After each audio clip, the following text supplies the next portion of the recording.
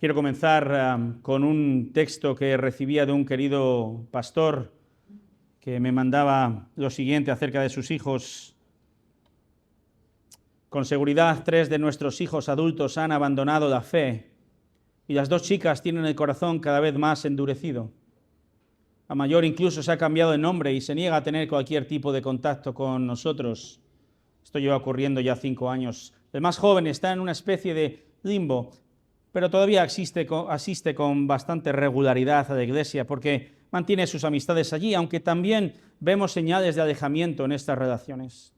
Tenemos contacto frecuente con él y estamos agradecidos por esto, pero su corazón no está rendido al Señor y su arrepentimiento parece más forzado que verdaderamente sincero y profundo. Para los creyentes, creo que ver a los hijos que crecen alrededor del Evangelio y de la iglesia, asisten a la iglesia, conocen la Biblia, tienen amigos cristianos, van a campamentos, incluso se bautizan, pero ver que con el paso del tiempo abandonan la fe. Como padres creo que es una de las experiencias más dolorosas que uno puede vivir y no queremos ni deseamos nada de esto, ¿verdad?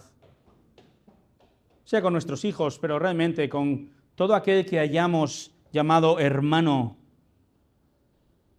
durante los años que asistió a nuestra iglesia, pero que finalmente han apostatado, han abandonado la fe. Y esto nos obliga a preguntarnos a nosotros mismos en esta mañana, ¿cómo sabemos que nosotros también vamos a perseverar?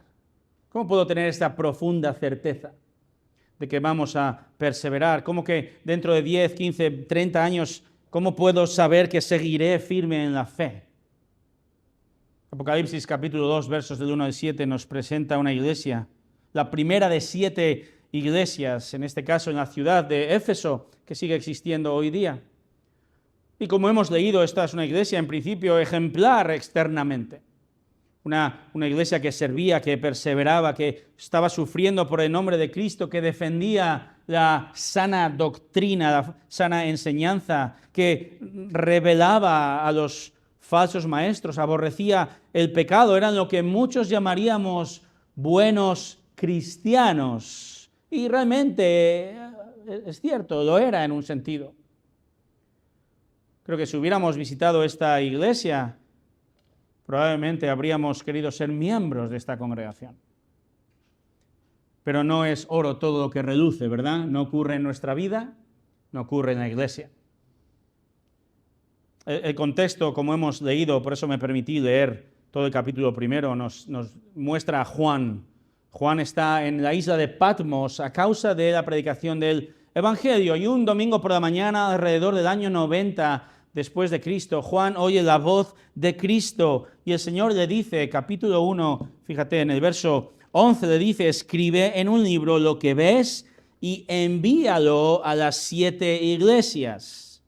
¿Qué iglesias son estas? Verso 11, Éfeso, Esmirna, Pérgamo, Tiatira, Sardis, Filadelfia y Laodicea. Tenéis incluso aquí un mapa de estas iglesias. Va de sur a norte y luego dirección sureste.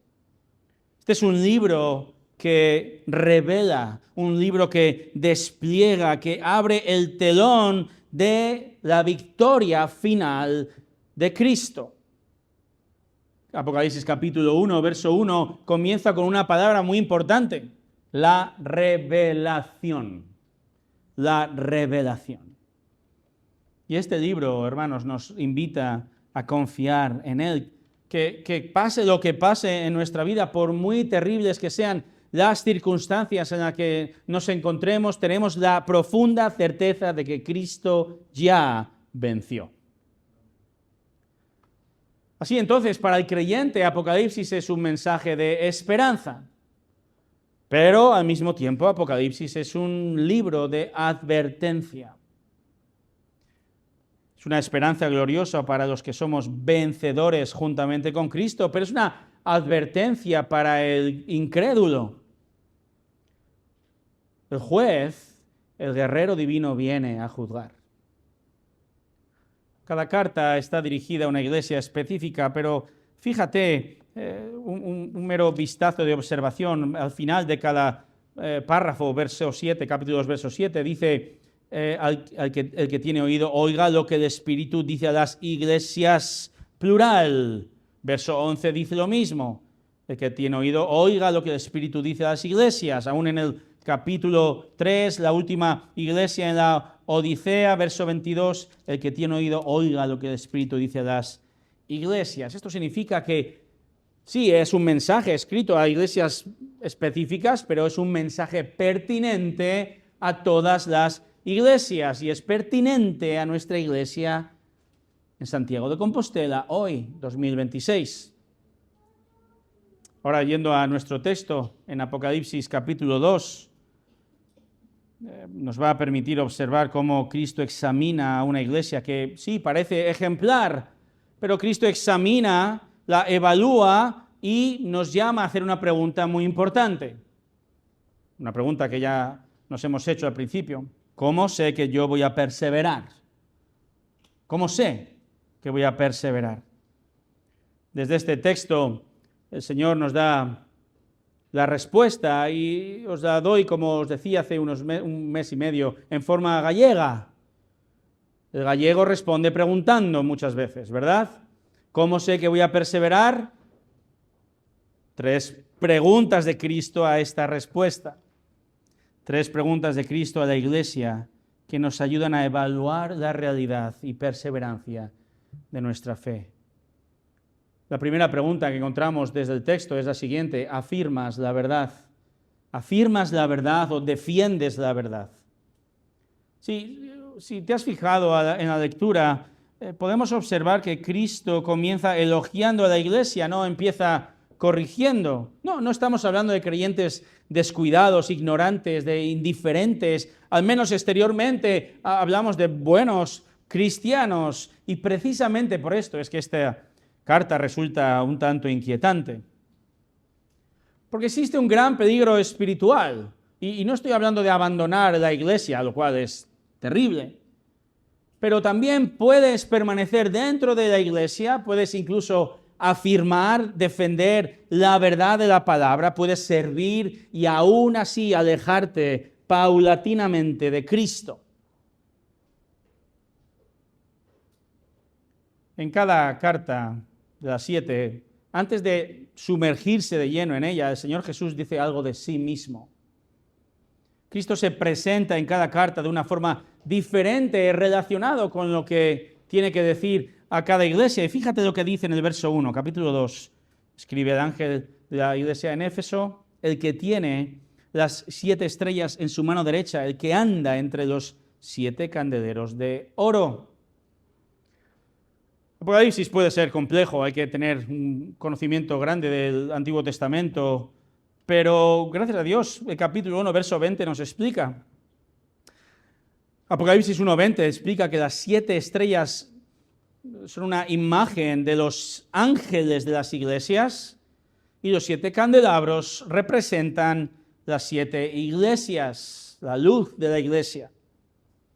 Ahora bien, estos ángeles de las iglesias, literalmente la palabra ángel, ángelos en el griego, significa mensajero. Significa mensajero y depende del contexto, puede ser un ser divino, puede ser un mensajero, el de correos que viene a tu casa, el de Amazon. Es un ángel en un sentido, depende de lo que nos traiga, ¿verdad? Y el ángel de la iglesia de Éfeso se refiere probablemente a un mensajero humano. Humano, escribe al ángel de la iglesia de Éfeso, escribe al mensajero que viene de Éfeso, es decir, alguien que pertenecía a la congregación que se reunía en la ciudad de Asia Menor, hoy Turquía, en Éfeso, fue enviado a la isla de Patmos, fue enviado a buscar una carta de mano del último de los apóstoles, Juan, de nuevo exiliado por Roma en Patmos, una pequeña isla de 8 por 8 kilómetros, no podía salir de allí. Jesús dice que los mensajeros vayan a esta isla.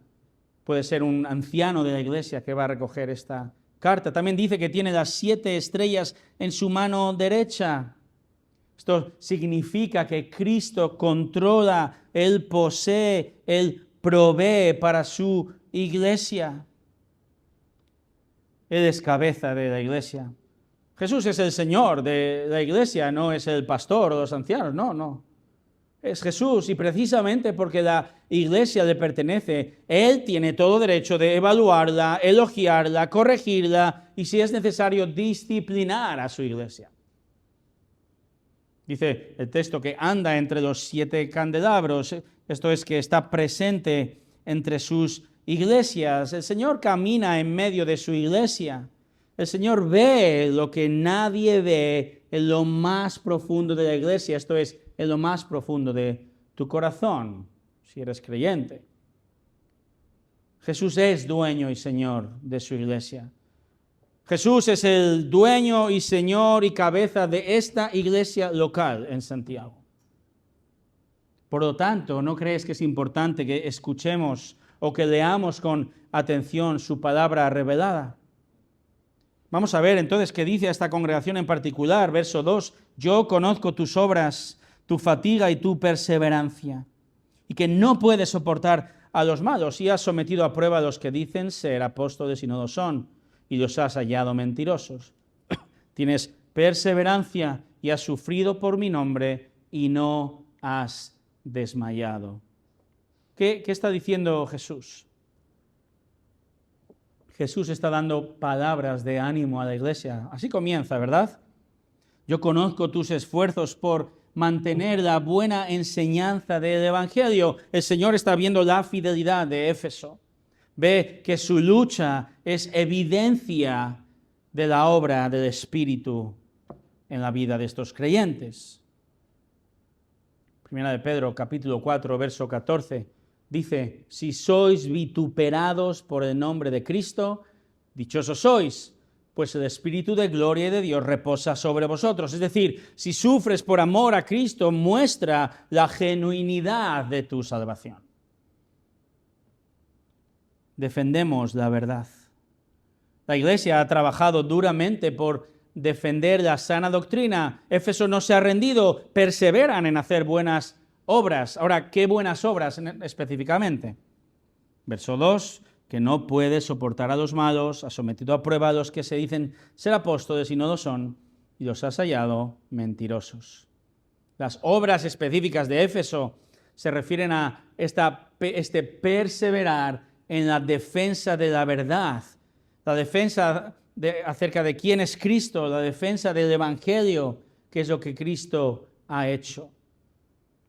No soportan, no toleran, dice, a los malos. Esta iglesia estaban atentos para detener la influencia de personas que enseñaban un falso evangelio, que no enseñaban lo que la Biblia dice. Cero tolerancia ante la mentira.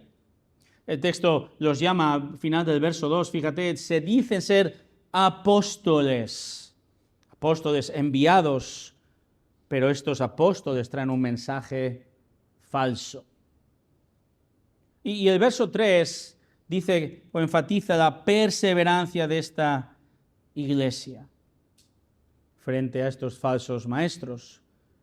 Dice, has sufrido por mi nombre. Este verbo, esa misma palabra que en el versículo 2 se traduce por soportar. Cristo sigue hablando de la misma realidad que menciona en el verso 2. Resumiendo, la iglesia, los creyentes en Éfeso han defendido la verdad con uñas y dientes sin desmayar. No soportaban que el nombre del Señor Jesucristo, que el mensaje de su palabra fuera distorsionado.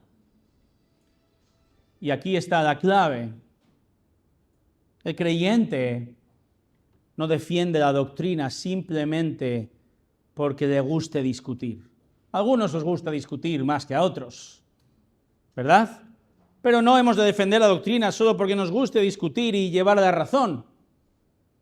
Pero como veremos, debemos defender la doctrina porque debemos amar a la persona hacia la cual la doctrina apunta. Esa es la persona de Cristo, la segunda persona de la Trinidad. Así que Jesús comienza alabando lo bueno. Son dignos de imitar, ¿no es así, hermanos?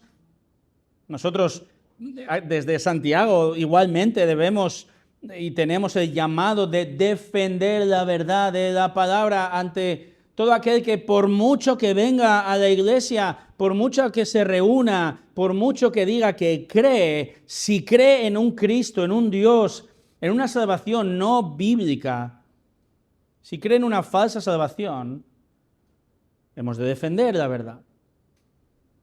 Somos la Iglesia Bíblica de Santiago, IBS, no solo de nombre, sino hemos de defender la fe. Hemos de afirmar lo que la Biblia dice. No puede haber ningún miembro en esta congregación que crea un evangelio falso. No puede ser. IBS no puede tolerar a nadie que enseñe un evangelio falso, aun si esa persona está predicando desde el púlpito y se llama pastor. Hermano, hermana, afirma la verdad. Conócela, afírmala, defiéndela. El reformador Martín Lutero dijo que la Iglesia necesita guerreros fuertes que dominen por completo las Escrituras, que puedan refutar interpretaciones erróneas. La Biblia se presta a todo tipo de ataques y de interpretaciones, cada cual más loca, ¿no? Sacamos el texto fuera de contexto como un gran pretexto para decir lo que queremos, ¿verdad? Y hemos de defender la fe. Si alguien te diera un billete de 50 euros y es falso, descubres que es falso, ¿cómo vas a responder? Bueno, con mucha sobriedad, por lo que observo, pero probablemente te va a molestar, no nos sobra el dinero.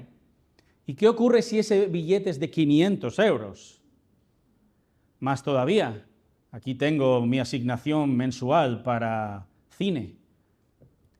500 euros, ¿qué pasaría si alguien te da un billete y es falso? ¿Por qué nos molestaría tanto?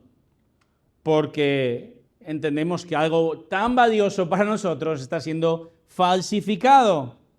Nadie dedica esfuerzo a defender algo que considera irrelevante. Y entonces, si Cristo es lo más precioso que lo es, su iglesia es llamada a afirmar, a defender su nombre, su palabra, porque Él es infinitamente valioso. Él es el alfa y la omega, el principio y el fin. Él es Dios. La pregunta es, ¿cuánto valoras a Cristo? ¿Más que un billete de 50 o de 500? ¿Valoras más al Señor que tus títulos universitarios? ¿Lo valoras más que tu trabajo? ¿Valoras más a Cristo o a tu familia? ¿Valoras más a Cristo que tus intereses o tus sueños? Hermanos, uno defiende lo que atesora. Y la Biblia dice que Cristo es lo más precioso que existe. Y quiere que lo entiendas y quiere que lo afirmes y lo defiendas. Afirma la verdad. Cuando alguien cambia el Evangelio, cuando alguien cambia la Biblia, no está atacando simplemente ideas, sino ataca a Dios mismo. Por lo tanto, afirmar la verdad nunca es una pérdida de tiempo cuando lo que está en juego es la gloria de Dios y la verdad de Dios. Defender, afirmar la verdad y hacerlo ante el incrédulo o aún ante el creyente puede ser una gran evidencia de una fe genuina. Pero no es suficiente por sí sola. Porque ahora nos vamos a encontrar con un peligro, porque es posible afirmar la verdad durante años y que mientras tus labios siguen defendiendo a Cristo, tu corazón esté cometiendo el pecado de los buenos cristianos. Esto nos lleva al segundo punto, la respuesta a la pregunta, ¿cómo sé que voy a perseverar? Primero, ¿nos caracterizamos por afirmar, defender la verdad? La segunda pregunta desde el texto es la siguiente, ¿amas a Cristo?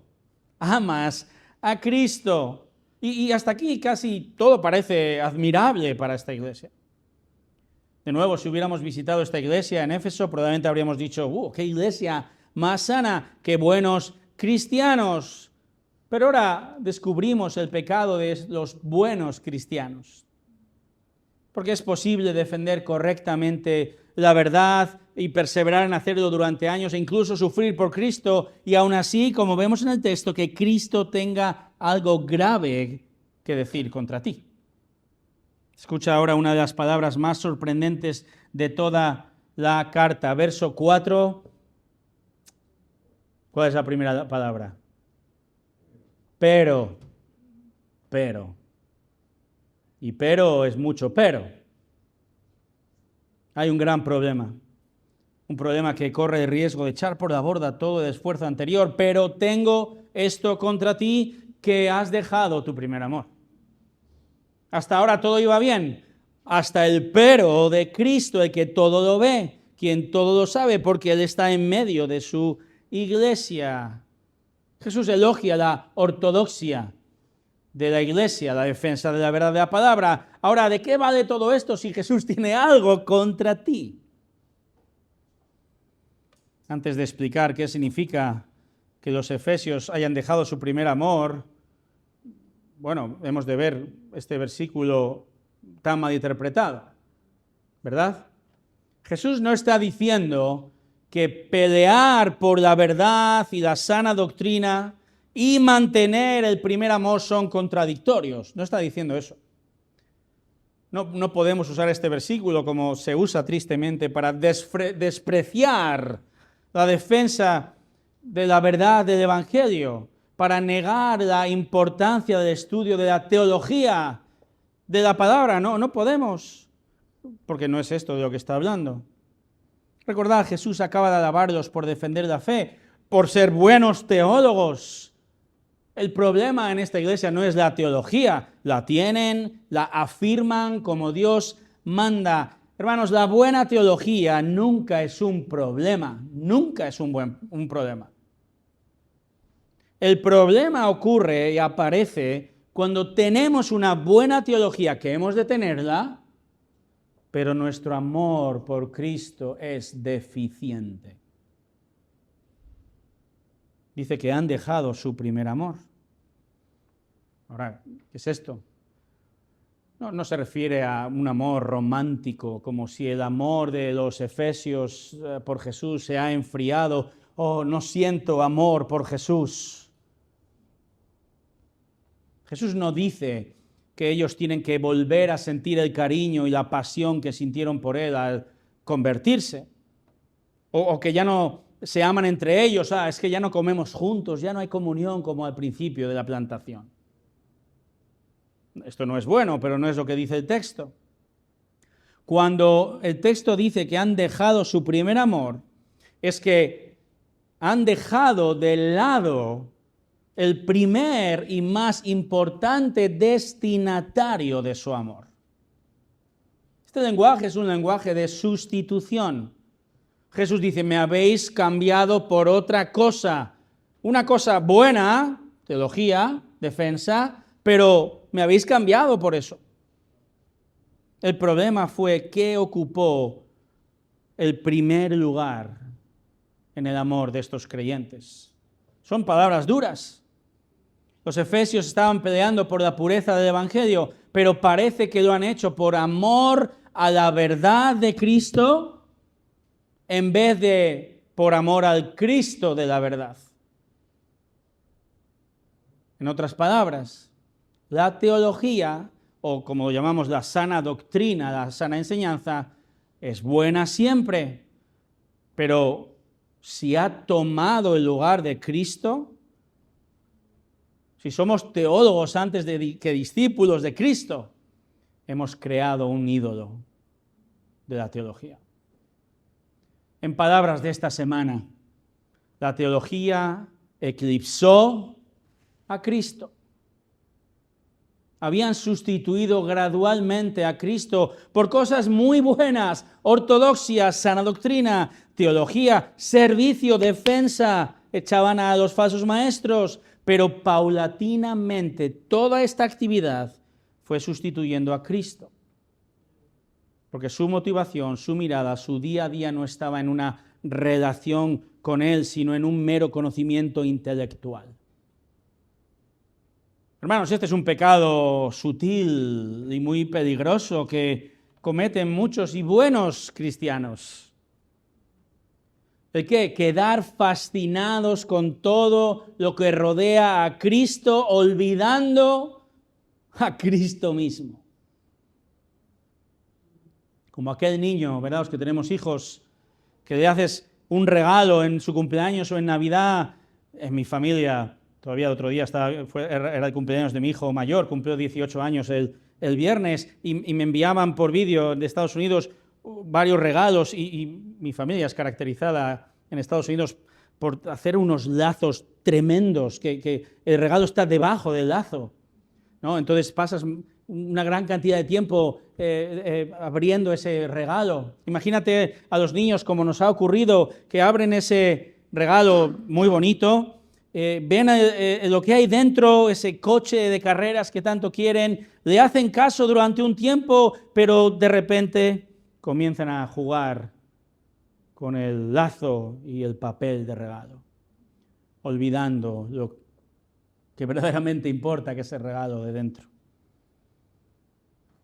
Si esto ocurre, hay que arrepentirse de este intento de sustitución, de derrocar a Cristo. Por eso, verso 5 dice: recuerda, por tanto, de dónde has caído y arrepiéntete. Y de las obras que hiciste al principio, si no, vendré a ti y quitaré tu candelero de su lugar si no te arrepientes.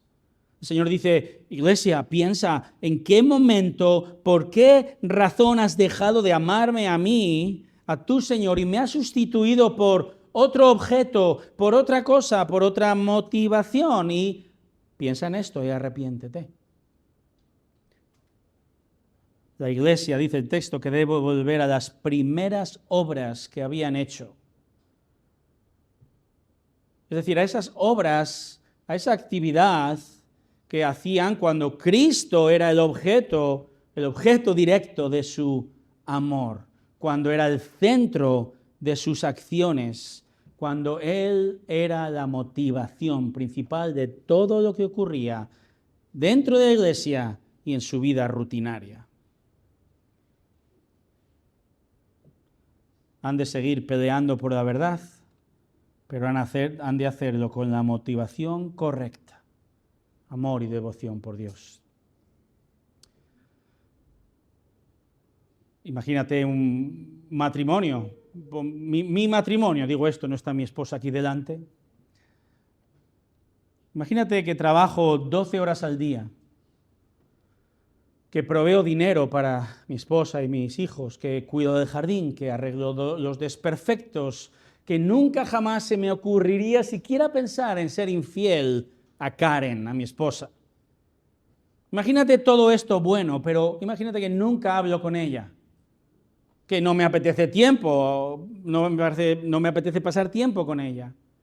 No le digo te quiero, no le hago preguntas, no realmente pienso que lo sé todo de ella y no me interesa más. Hago muchas cosas para ella, pero ¿dirías que amo a mi esposa verdaderamente? La respuesta es no. La actividad y el trabajo es bueno, pero no sustituye al amor. Iglesia, Cristo no nos salvó simplemente para convertirnos en siervos activos. Cristo nos reconcilió consigo mismo para que nosotros le amemos con todo el corazón, alma y fuerzas, y hagamos todo para Él. Ante los demás, la iglesia en Éfeso era exitosa. Para Cristo algo no funciona bien. Así que Él mismo amenaza a esta iglesia por causa de este pecado y les dice, verso 5, si no, vendré a ti y quitaré tu candelero de su lugar, si no te arrepientes.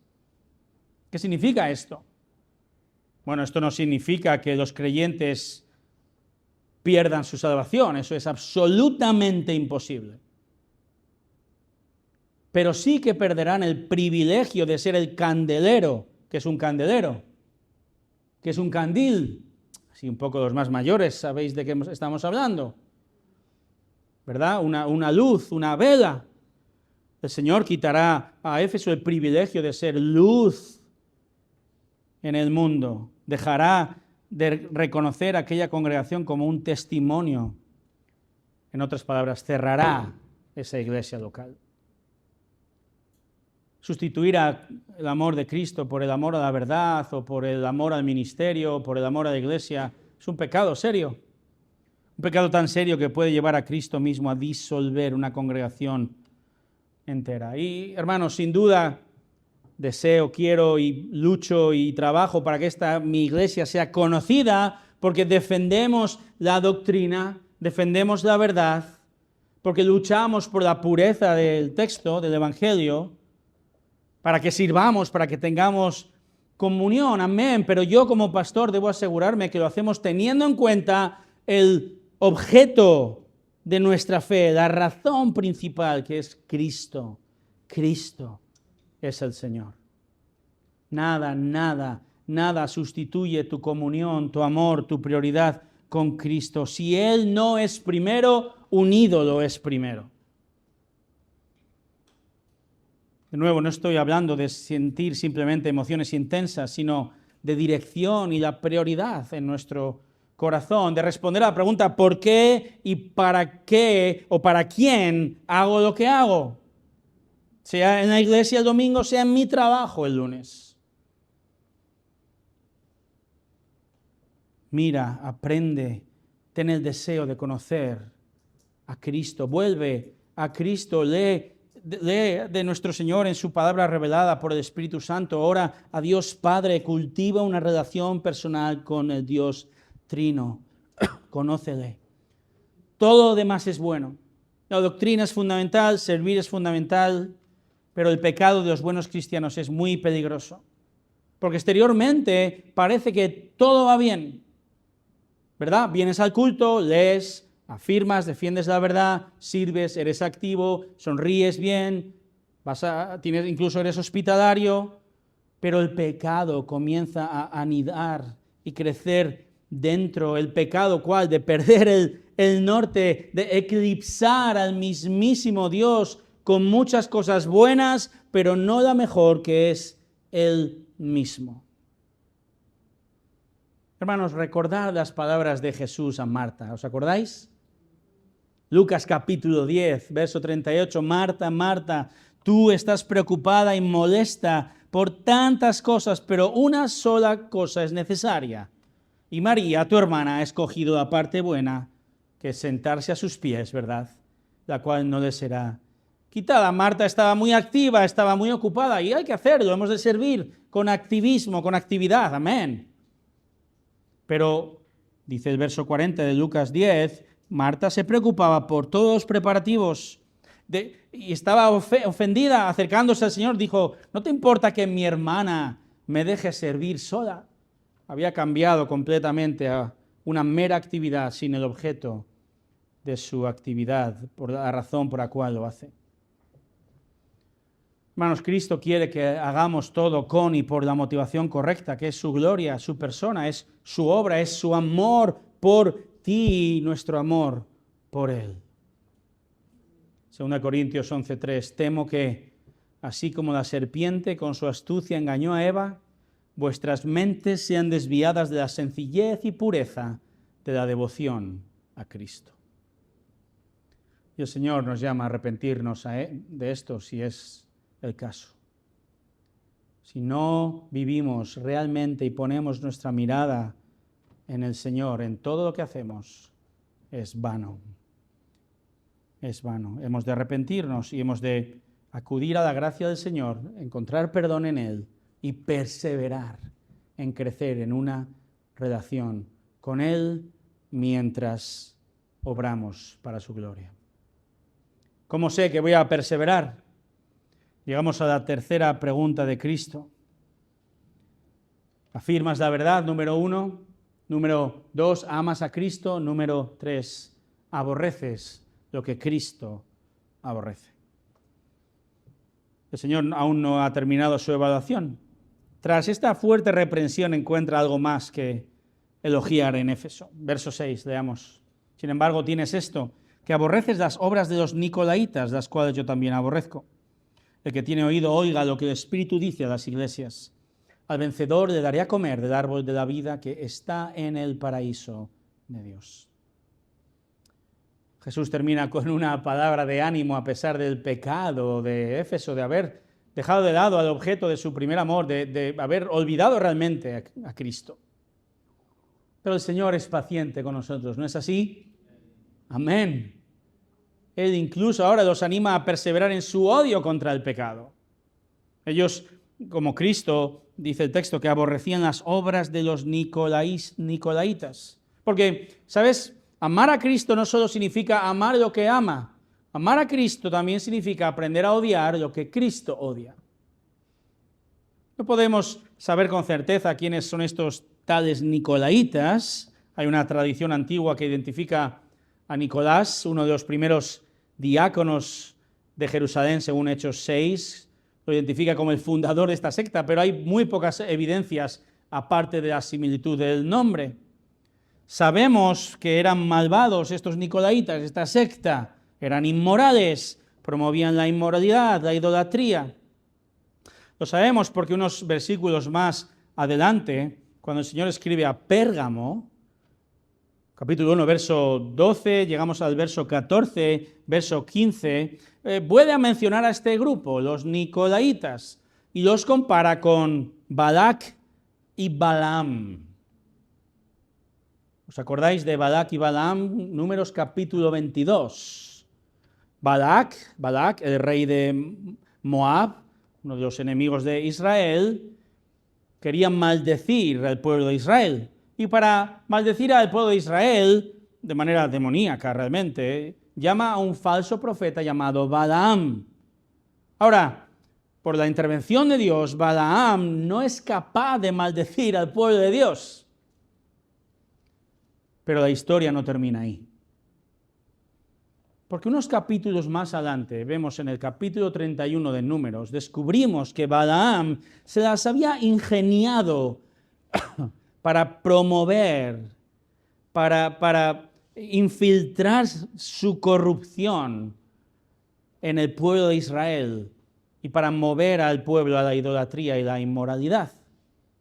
Balaam no pudo destruir a Israel desde fuera, así que buscó corromperlo sentándose en el medio, desde dentro.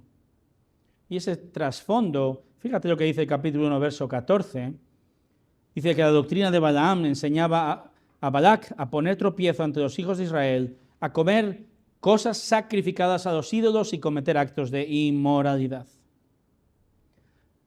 Esto nos devuelve a nuestro texto. Los nicolaitas en el siglo I podemos deducir que promovían esta adaptación.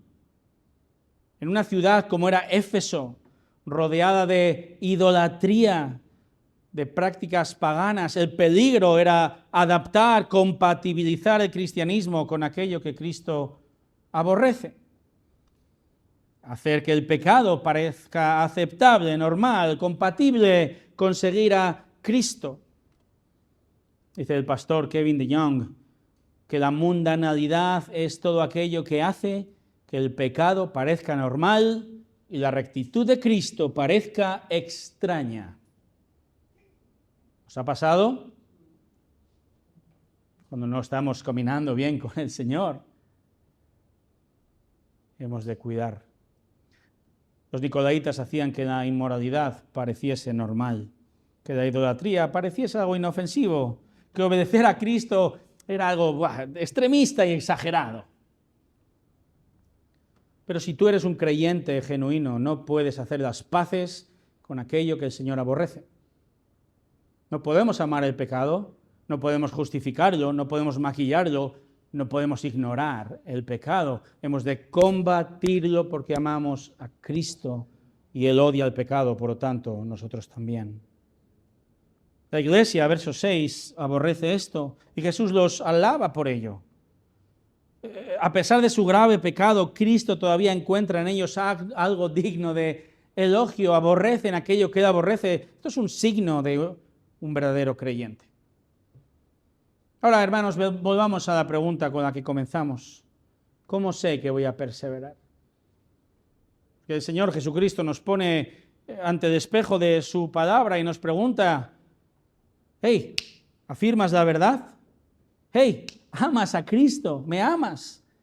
Hey, ¿aborreces lo que yo aborrezco?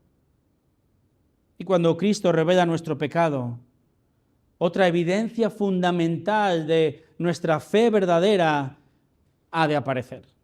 Me refiero al arrepentimiento, a volver a Él. Por eso, verso 7 dice, el que tiene oído, oiga lo que el Espíritu dice a las iglesias. Al vencedor le daré a comer del árbol de la vida que está en el paraíso de Dios. Quien escucha lo que el Espíritu dice por medio de su palabra y responde a Cristo en arrepentimiento, muestra la genuinidad de su fe. ¿Me explico? Cristo aquí promete al vencedor vida eterna en la presencia de Dios. Fíjate, habla del árbol, el lenguaje de Génesis, pero al revés. ¿Recuerdas? Génesis 1, Génesis 2, Génesis 3. Adán y Eva comen del árbol del conocimiento del bien y del mal, pecan contra Dios, son expulsados del paraíso, no pueden volver a comer del árbol. Pero Cristo aquí promete al vencedor y dice, le daré a comer del árbol de la vida. En otras palabras, lo que Adán perdió a causa de su pecado, Cristo lo ha recuperado para su pueblo, vida eterna, una relación eterna con Dios. No porque el creyente venza con sus propias fuerzas, sino, hermanos, porque estamos unidos a Cristo, el verdadero vencedor. Él murió en sustitución de nosotros. Él venció en sustitución de nosotros. Y los vencedores en este contexto son los que perseveran entonces afirmando la verdad de Cristo. Perseveran amando a Cristo, perseveran aborreciendo lo que Cristo aborrece. Hermanos, este es el fruto de la salvación, perseverancia. ¿Van a seguir pecando? Creyente, ¿pecas? La respuesta es sí, sí. ¿Acaso ellos afirman, aman y aborrecen de manera perfecta? No. Pero se caracterizan por esto. El creyente se caracteriza por perseverar y no abandonar. Iglesia, nos puede suceder y nos sucede que lo mismo que a los efesios, dejar de lado, olvidarnos, eclipsar a Cristo. Podemos continuar en la iglesia, continuar sirviendo, defendiendo la verdad, predicando domingo sí, domingo también. Sin embargo, podemos de una manera muy peligrosa permitir que Cristo deje de ocupar el primer lugar en nuestro corazón. Cuidado con el pecado de los buenos cristianos. No seas como aquel mecánico del taller que tiene su taller impoluto, tiene todas las herramientas perfectas, tiene la administración al día, tiene todos los encargos listos, tiene todo perfecto, pero nunca se pone manos a la obra y arregla un automóvil. Hemos de examinar nuestro corazón y arrepentirnos de nuestro pecado y correr de nuevo a la gracia de Cristo. Este pecado también fue llevado por Cristo, cargado por Él en la cruz. Hay perdón para el creyente que vuelve a Cristo.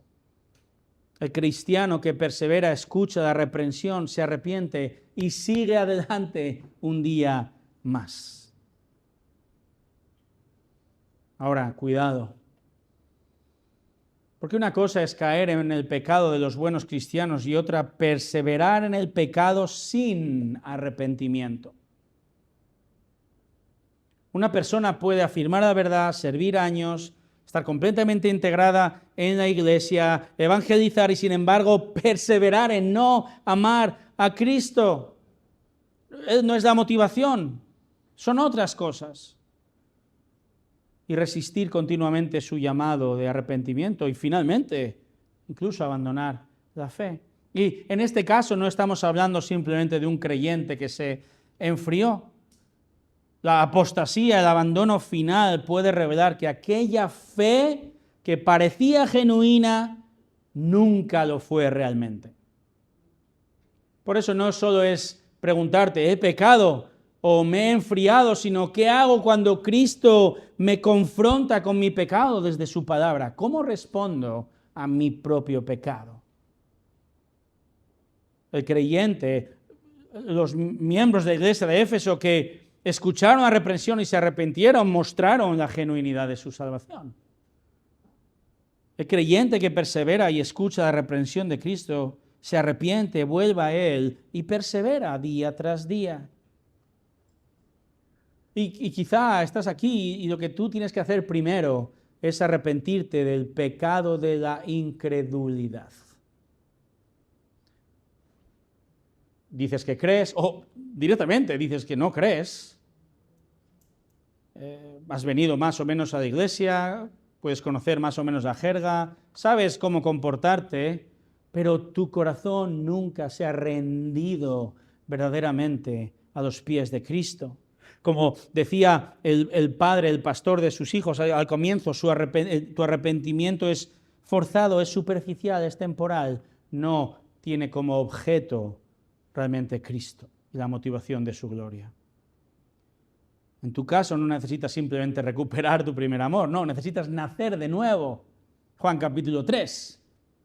Es fundamental, porque si tú no crees en Cristo, la Biblia dice que lo que espera es ira y condenación eterna y desesperanzadora.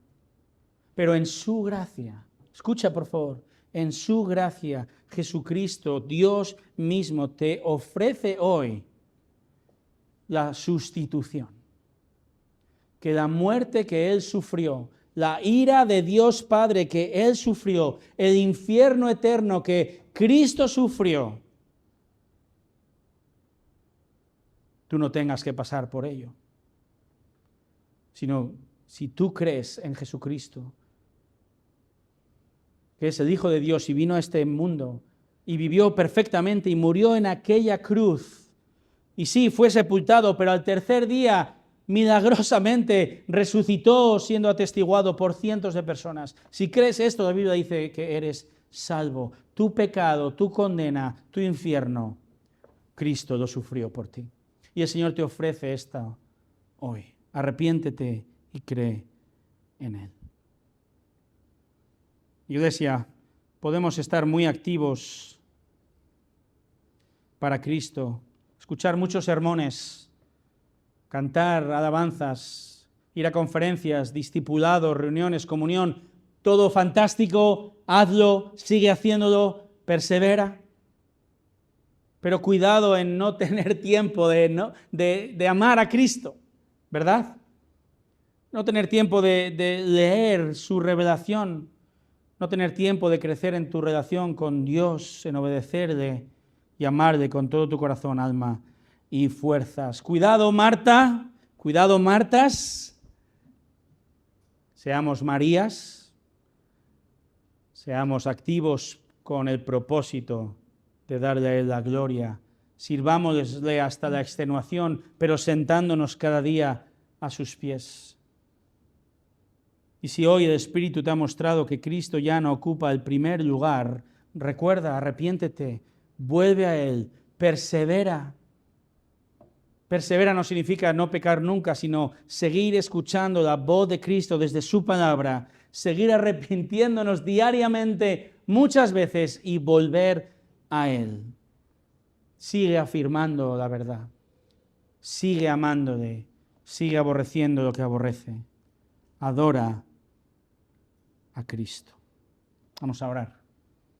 Padre, gracias por tu plan increíble y perfecto. Gracias por habernos dado, mostrado, enviado a tu Hijo Jesús, la segunda persona de la Trinidad encarnado, el Verbo hecho carne, habitando, viviendo entre nosotros, enseñando el camino hacia ti. Señor, gracias porque Jesús es el único camino, la única verdad. Solo Él regala la vida, vida eterna, una relación contigo, Dios, desde ya hasta el resto de la eternidad. Señor, guárdanos de no perseverar.